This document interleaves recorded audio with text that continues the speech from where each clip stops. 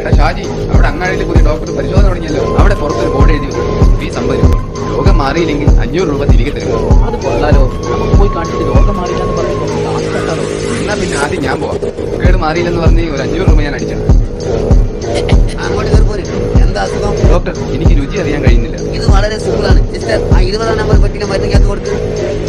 ഛേ, ഇത് മണ്ണെണ്ണല്ലേ? അതെ, രുചി അറിയാൻ പറ്റുന്നില്ലാന്നല്ലേ? പ്രശ്നം മാറിയില്ലേ? കൈകോർക്കി വെച്ചിട്ട് പോയിക്കോളി. ഇയാൾ അങ്ങനെ വിട്ടത്.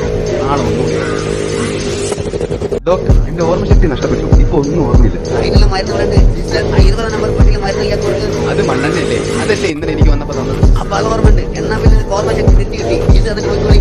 ആകെ ഫ്ലിങ്ങായി. ഇയാൾക്കൊരു പണി. ആ വെരി വെരി. ഡോക്ടർ, എന്റെ കാഴ്ച നഷ്ടപ്പെട്ടു. ഓ മൈ ഗോഡ്, ഇതിന് നമ്മുടെ കയ്യിൽ മരുന്നില്ല. ഇത് 500 രൂപ.